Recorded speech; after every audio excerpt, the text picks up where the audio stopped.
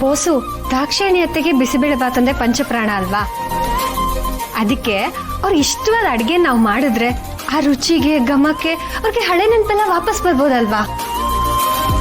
Wow, great idea Durga. Actually ಇದು work ಆಗುತ್ತೆ.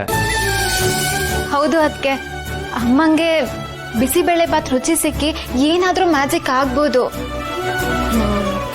ಸರಿ ಸರಿ, ಅಡ್ಗೆ ಶುರು ಮಾಡ್ಕೋಣ. ಬೋಸು ನೀವು ಬೀನ್ಸು, ಕ್ಯಾರೆಟು, ಟೊಮೆಟೊ ಇದನ್ನೆಲ್ಲ ಹೆಚ್ಚಿಬಿಡ್ತೀರಾ? Okay, done. ಶಾನ್ವಿ, ಕೊತ್ತಂಬರಿನೆಲ್ಲ ಚಿಕ್ಕ ಚಿಕ್ಕದಾಗಿ ಬಿಡಿಸ್ಬಿಡು. ಸರಿ.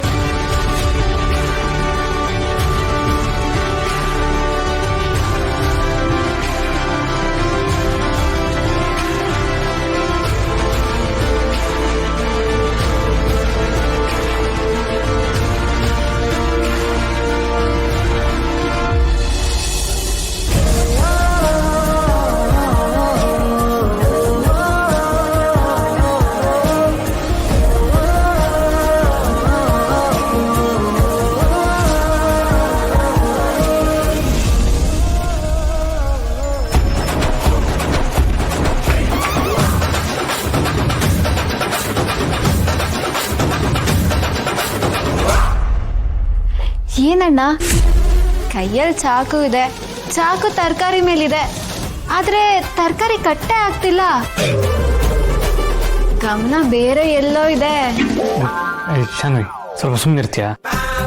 ನಿಂಗೆ ಯಾವಾಗ ಬರೀ ಇದೇ ಆಯ್ತು. ಹೋಗು, ನಿನ್ನ ಕೆಲಸ ನೋಡ್ಕೊ.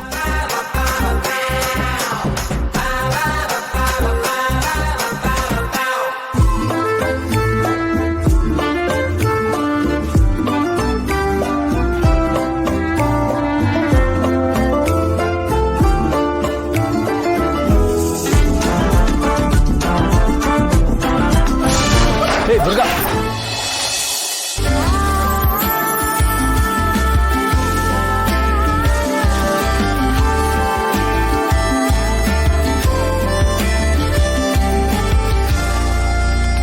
ಆಹಾ, ಪ್ರೇಮಲೋಕದ ಪರಿಮಳ.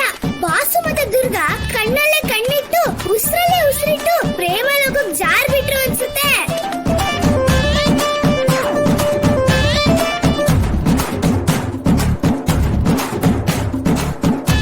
ಯಾಕೆ ಮಣಿ, ಕೊಬ್ಬು ಹೆಚ್ಚಾಗಿದ್ಯಾ?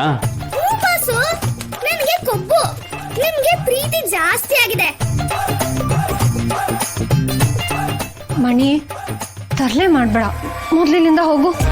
ಸರಿ